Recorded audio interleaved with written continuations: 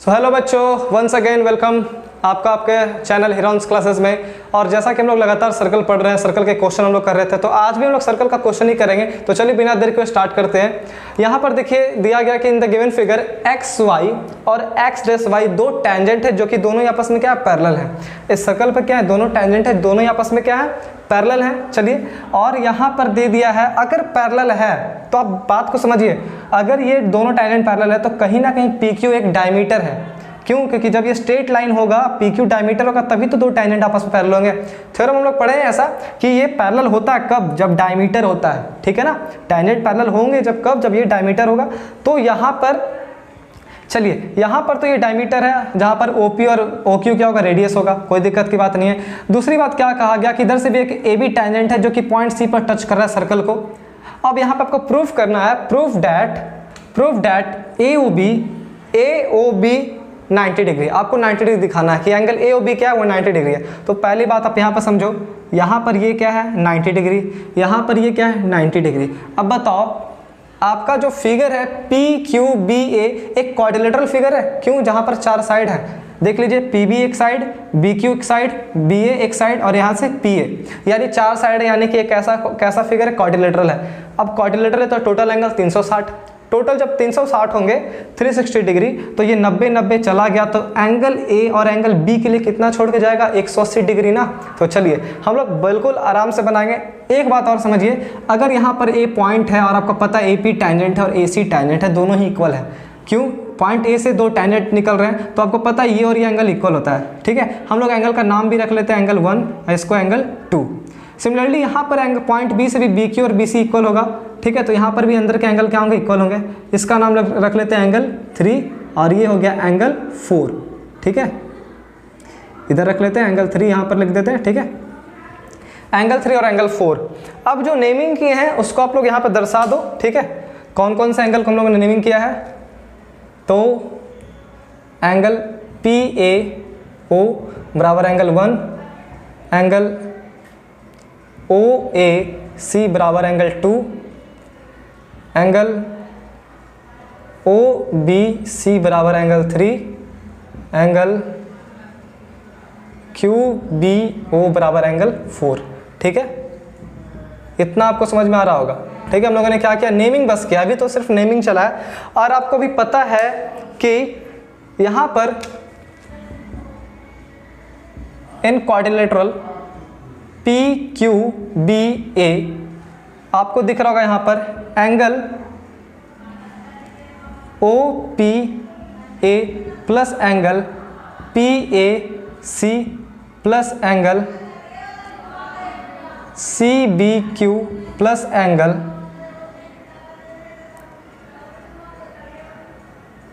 BQO बराबर क्या होगा, 360 डिग्री।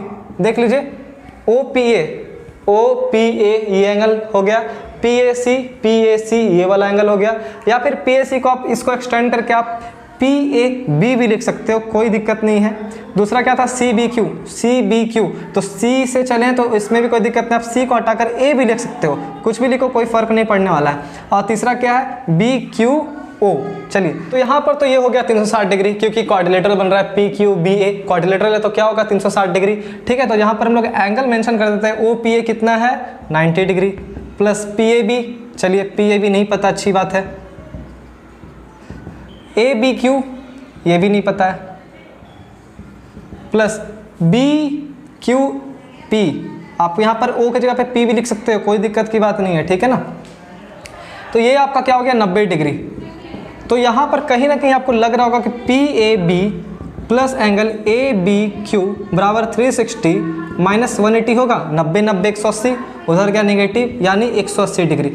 यानी इतना तो चलिए पता चल गया, PAB प्लस एंगल ABQ बराबर हो गया 180 डिग्री। तो अब यहाँ पर समझिए, आपको पता है थोड़ा सा कि यहाँ पर एंगल A के पास एंगल 1 एंगल 2 आपस में क्या है, इक्वल है। इस बात को थोड़ा समझना है, angle 1 is equal to angle 2, ये होगा इक्वल। यहाँ पर एंगल 3 जो है वो इक्वल एंगल 4 के, ठीक है ना।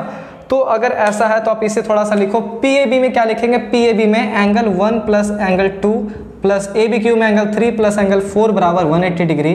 और यहाँ पर लिख दो इसको, एंगल 1 एंगल 2 आपस में इक्वल है, तो एंगल 2 प्लस एंगल 2, यहाँ से एंगल 3 प्लस एंगल 3 रहने दो दोनों को।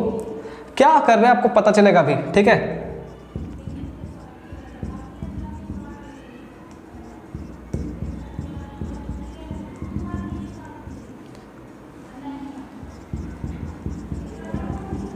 होगा ना, 2 से कटेगा 180, 90 बार में, यानी एंगल 2 प्लस एंगल 3 आ गया 90 डिग्री। अब देखिए आपका प्रूफ हो चुका है, बिल्कुल। आप देखिए यहाँ पर समझिए, एंगल 2 और एंगल 3 का सम 90 डिग्री है, 90। अब देखिए आ जाइए इन ट्रायंगल AOB में, तो अगर आप इन ट्रायंगल AOB में आओगे तो देखो क्या होगा। इन ट्रायंगल AOB में जब एंगल 2 और एंगल 3 का सम 90 डिग्री है, तो बताइए एंगल AOB के लिए कितना छोड़ के जाएगा, 90 डिग्री। तो प्रूफ हो चुका है, बस लिखना है angle AOB plus angle 1 plus angle 2 बराबर 180 डिग्री होगा ना। यही तो एंगल है ना, angle 2 plus angle 3 plus angle AOB बराबर 180 डिग्री होगा, यही तो अंदर एंगल है। तो देखिए angle AOB plus angle 1 plus angle 2 का वैल्यू कितना है, एक्चुअली 1 2 नहीं है, एंगल 2 और एंगल 3 है, ठीक है ना, एंगल 2 और एंगल 3 है। तो इन दो का सम का वैल्यू कितना है, 90 डिग्री है। तो 90 बराबर एंगल 180, यहाँ से एंगल AOB के लिए प्रूफ हो चुका है 180 माइनस 90 यानी कि 90 डिग्री। हो गया ना प्रूफ, बहुत ईजी था। तो इसे आप एक बार देख लेना, बहुत इजी क्वेश्चन है। बस यहाँ पर करना क्या है, 90 90 है, यहाँ पर ये दोनों एंगल इक्वल था तो 180 था।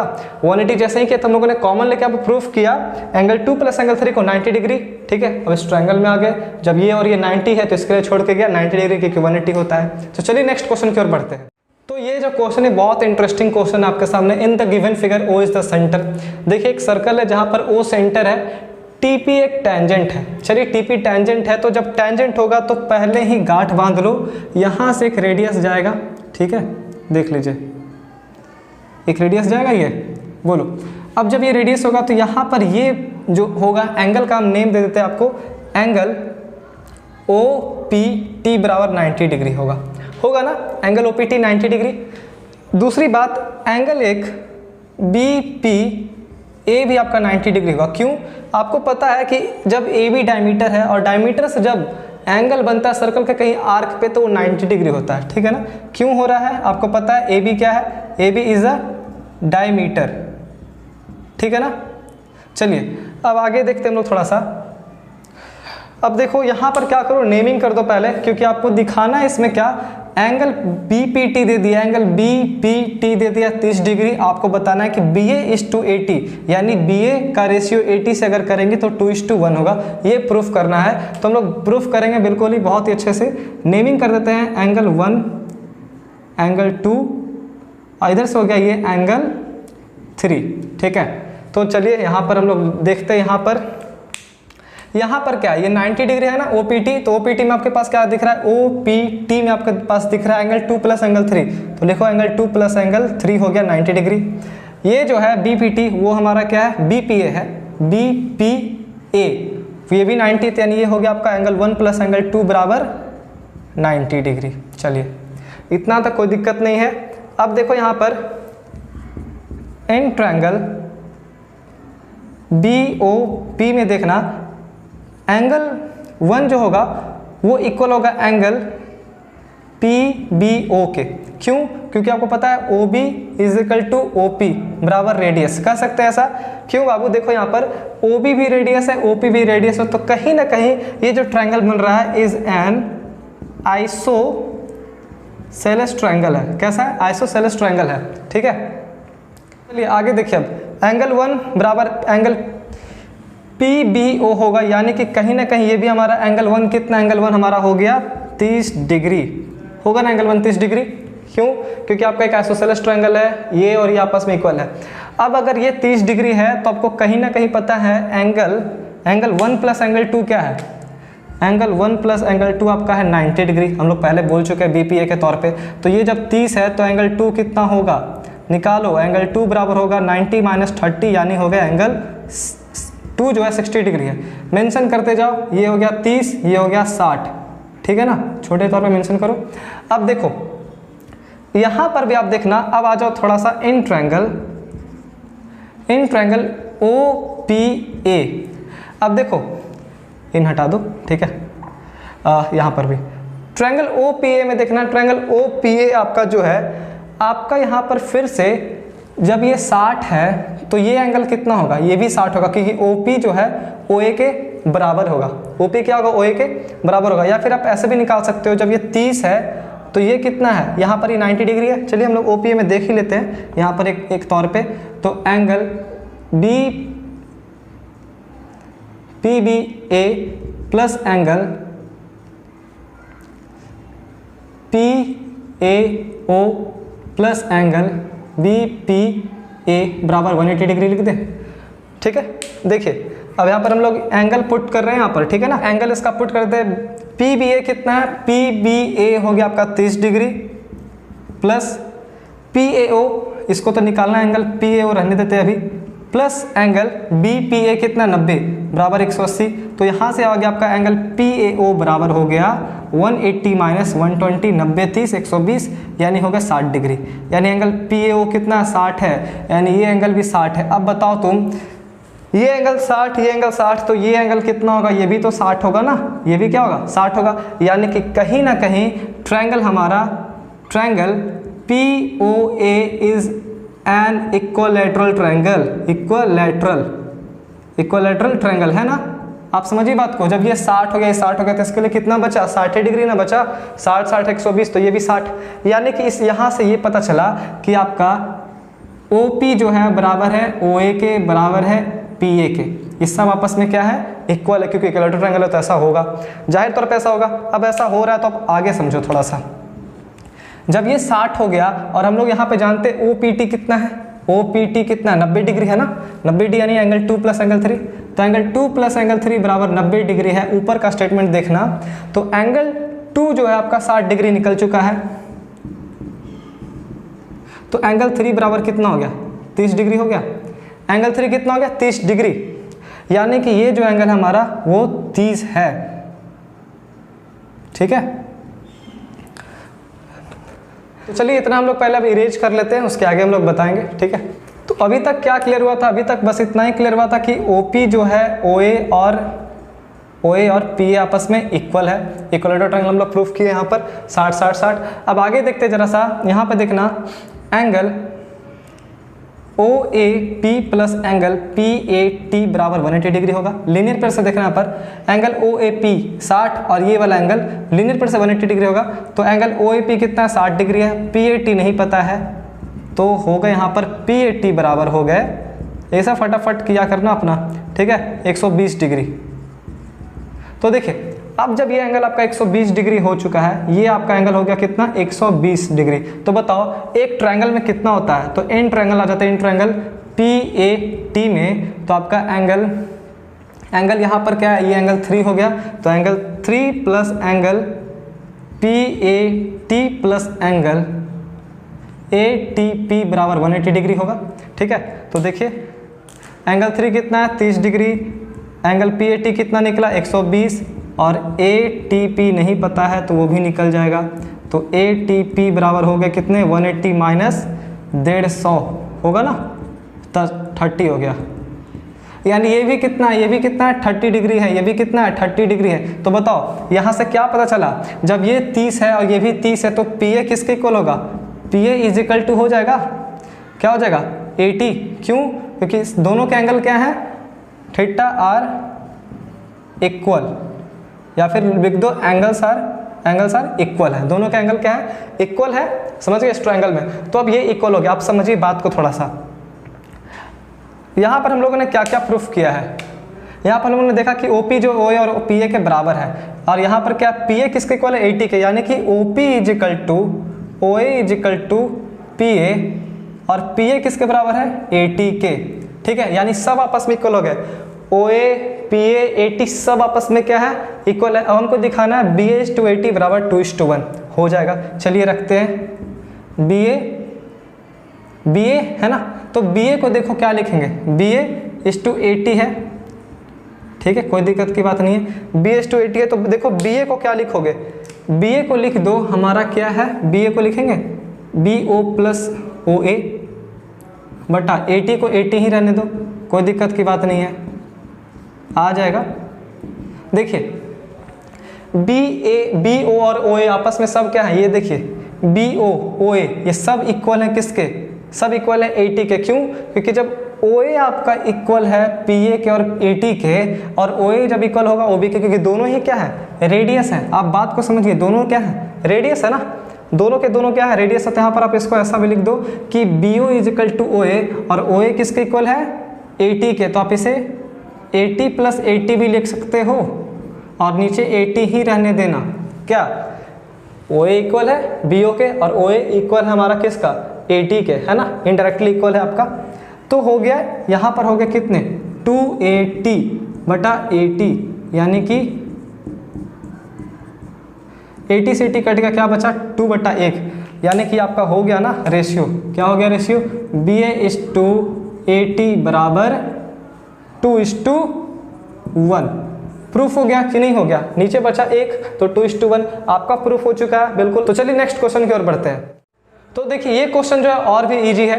यहाँ पर क्या दिया, इन the given figure a circle touch the all 4 side, यानी एक सर्कल है जो चारों साइडों को टच करा है क्वाड्रिलेटरल के, ठीक है, जहाँ पर 3 साइड आपके दिए हुए हैं, AB 6 है, BC 7 है, CD 4 है। बोलता है AD निकालिए। तो एक काम करो, जहाँ जहाँ टच करा वहाँ पर कुछ नाम दे दो, P Q R S नाम दे सकते हैं, नाम देने में क्या है। अब अगर ऐसा है तो क्या क्या इक्वल है वो भी लिख दो, ठीक है ना। तो देखो यहाँ पर जब आपका B पॉइंट है, B पॉइंट से 2 टेंजेंट जा रहा है, तो बताइए PV और BQ आपस में इक्वल होगा ना।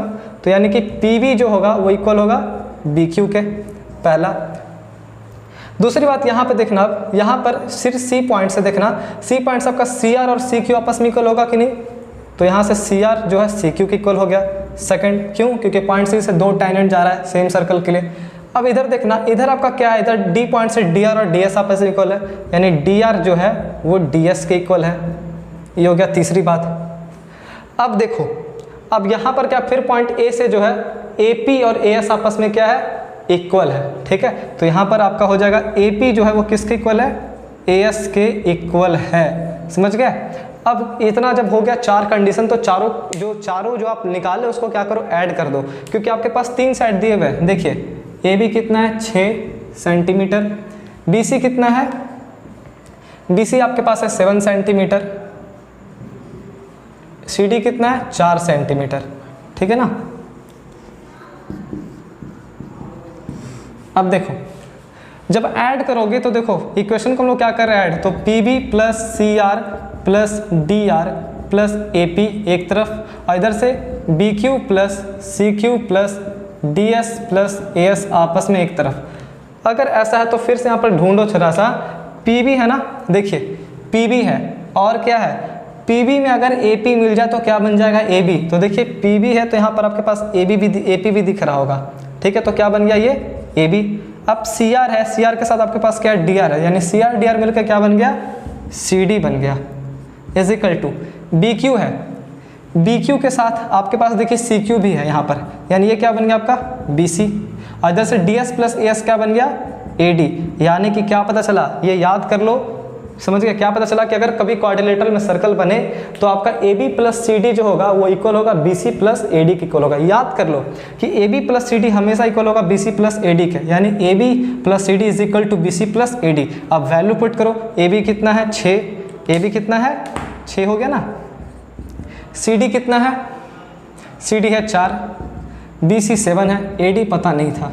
चलिए 6 4 10 और 7 इधर आ गया, ये हो गया AD, यानी AD बराबर कितने निकल गए, 3 सेंटीमीटर। बहुत इजी क्वेश्चन था। तो आज के लिए हम लोग इतना ही रखते हैं, ठीक है। तो आपको हमारा आज का क्लास कैसा लगा तो हमें कमेंट में जरूर बताओ, और इस चैनल को सब्सक्राइब करें, इस वीडियो को शेयर करें, और इसी तरह में अपना सपोर्ट देते रहे। धन्यवाद।